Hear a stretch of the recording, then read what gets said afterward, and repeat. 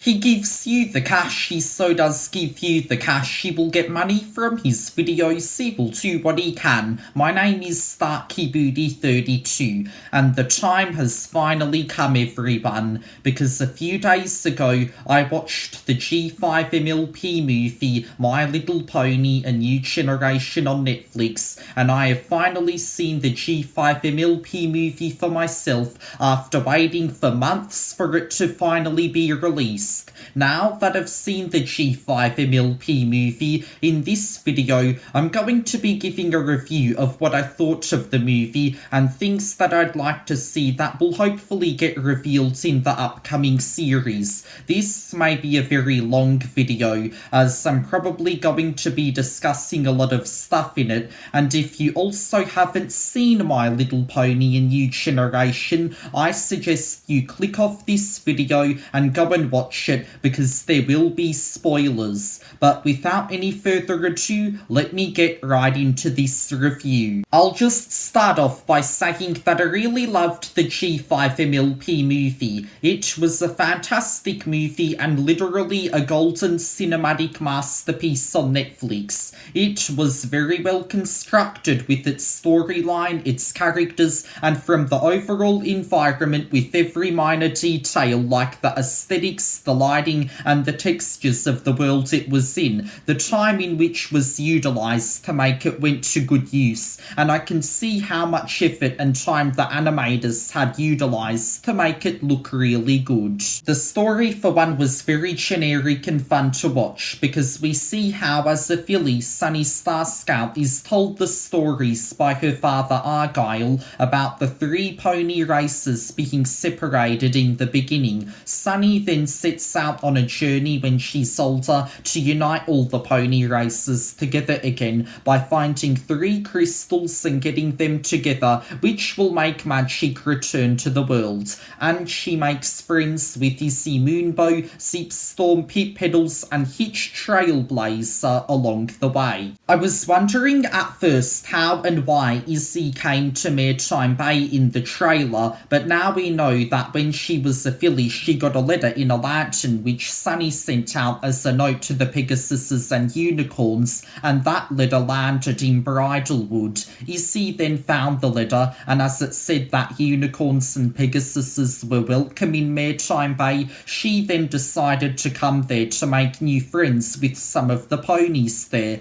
Although, as all the other Earth ponies feared her, she only made friends with Sunny. They then helped each other escape. The Cantalogic show with the methods of how Earth ponies defend themselves from Unicorns and Pegasuses, with the helmet to protect against unicorns reading one's mind, and the binoculars which look upward to the sky, were pretty insane. And the scene when Sunny disrupted the event and did her activism was really funny as well. This scene does show how activism works realistically, because none of the other ponies believed Sunny and thought she was being crazy, and this happens with activism in our worlds all the time, so I really like how they represented that. I also thought that Sunny and Izzy would go to Bridalwood first before going to Zephyr Heights, but instead they went to Zephyr Heights first before going to Bridalwood, and that tennis ball on Izzy's horn we saw in one of the first revealed pictures was actually put on her horn to stop her from using magic. It was also hilarious when, before Queen Haven arrived, the flying Pomeranian got in her throne and Izzy formally bowed to her. The scene showing the old room under Zephyr Heights really did give me some flashbacks to MLP FIM, as there was a Wonderbolts poster and a glass pane with Twilight's cutie mark on it. It's also when Sunny realises that some crystals are needed to bring back the magic, and when Zip reveals that she can't fly and has been faking it with wires the whole time. It realistically shows why Zip helps Sunny and Izzy, as she doesn't want to lie and pretend to fly anymore and wants to help them get the magic restored to Equestria. The scene where Sunny and Izzy took Queen Haven's crown with one of the crystals in it was also very suspenseful, and they were trying very hard hard to not get caught and kept running into other ponies when trying to get away.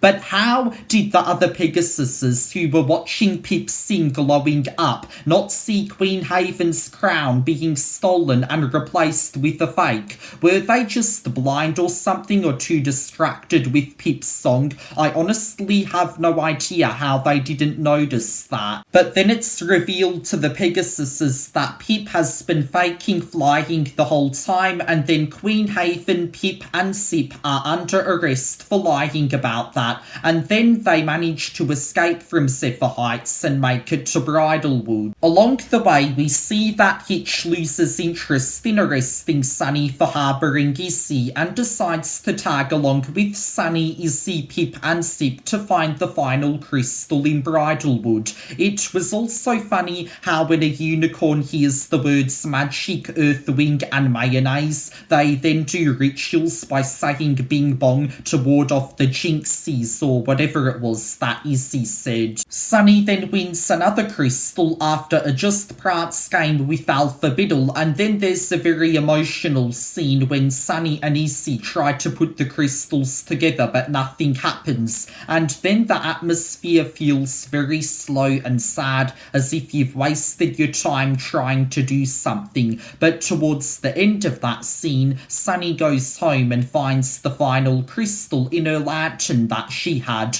I don't know what this trope is when a character feels as if they've done a whole adventure for nothing, but then find the thing they need during that moment, but it certainly did fit with this scene very well. While Sunny was gone, Sprout then becomes a dictator with all the other ponies marching to him, and that literally reminded me of Stalin and Kim Jong-un. He then gets this machine called the Sprouticus Maximus and goes after Sunny in it to stop her from getting the final crystal and literally destroys her house with it. I really hope Sunny's lighthouse had been repaired, because it would be annoying and horrible to have your house destroyed. But then they eventually stop the Sprouticus Maximus, and each of the pony races begin to show compassion and friendship, and that causes the crystals to activate and bring magic back rather than them being brought together.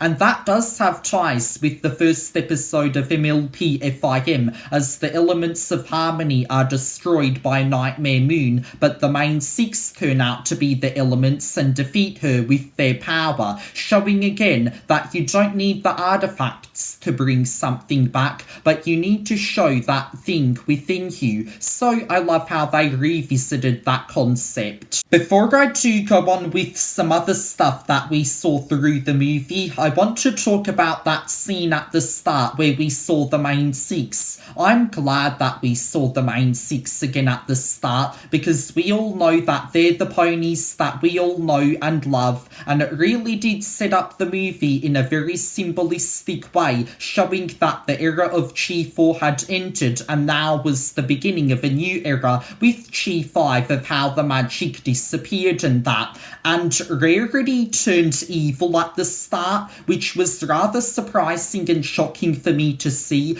but I know she didn't actually turn evil. It was only a scene which symbolised what happened with the pony races separating and magic disappearing, but that's not what actually happened to the characters of the main six themselves. There were a few pop culture references throughout the movie as well, such as the pony parody posters of Harry Potter and Jaws outside the cinema in Maritime Bay, and on the roof of the cinema there was even a Terminator reference. There was also a Star Wars reference when Sprout looked like Darth Vader but was actually drinking some soda or something, and during the song Fit Right In there was a Psycho reference of Izzy holding a hairdryer which looked like a knife behind curtains. We also know that there were tons of references to MLP FIM throughout the movie, and that Sunny had figures of the main six and some posters from MLP FIM as well. My favourite characters in G5 5 are Izzy and Pip at the moment, because Izzy was just a whole lot of fun and had a very cheery personality like Pinkie Pie, and she was also really cute as well.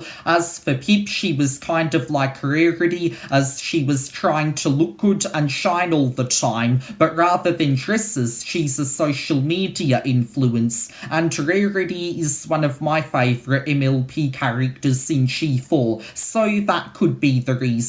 And I also loved Pip's fluffy wings as well, as they look really paddable and strokeable. This could change, however, when the TV series is released, and I could have a few new favourite characters by the time that comes, but at the moment Pip and Izzy are my favourites. As for the scene where Sunny became an alicorn at the end, many people were probably triggered by it, but I wasn't the one. I don't think it's temporary, as her wings and horn were made from some magical matter rather than the actual material which wings and horns are made from. So I think that later on in the TV series, Sunny will be an earth pony, as she was from the beginning of the movie up until that point. That's the review of the movie and some of the things and scenes in it that I wanted to point out, but now I'm going to be talking about some questions that I have in relation to G5 that I'd like to see be answered in the follow-up TV series. The first question that I have for G5 is, how do the sun and the moon revolve without any magic in Equestria or without Celestia and Luna's control? Because I do know that in MLP FIM, Celestia and Luna harness their magic to move the sun and the moon to give Equestria a day and night cycle, but how do the sun and the moon move in G5 MLP without Celestia and Luna being there, or without any magic at all?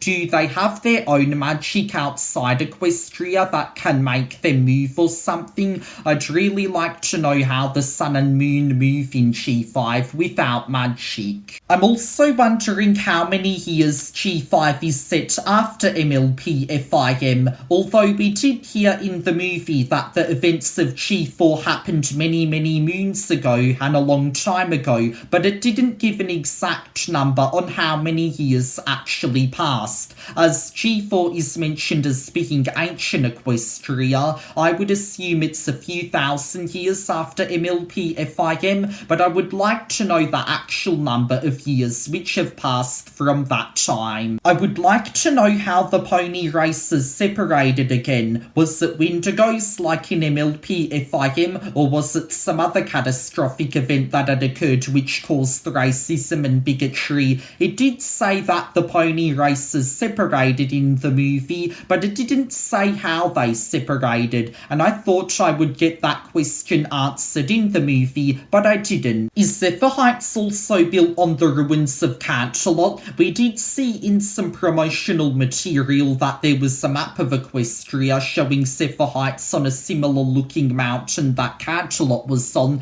but it wasn't mentioned specifically if Zephyr Heights was built on the ruins of Canterlot like I thought it would be. And while there was a room under Zephyr Heights of old artifacts, it really didn't look like a room we saw in Canterlot or reveal that it was Canterlot at all. And I want to know the origin behind those 3 crystals, because despite knowing that each of them was said to bring back magic, we were never given the full backstory behind them or how they were created. I would like to know how each of those 3 crystals were made and the entire backstory behind them and why they were created as well, and we might get the answer to that in the upcoming TV series. But now with all of that out of the way, that's my review of My Little Pony: A New Generation, the G5 MLP movie. It's now my favourite movie of all time, and in so many ways I actually think it's much better than the 2017 G4 movie.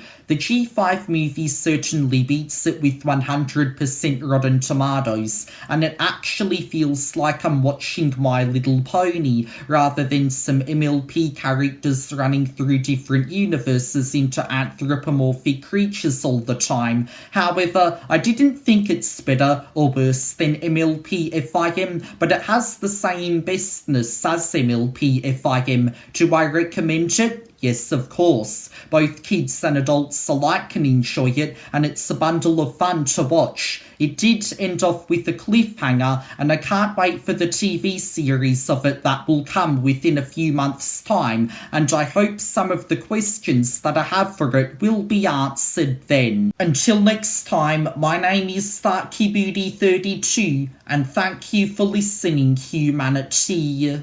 My name is StarkyBooty32. I'm one of the best people on YouTube.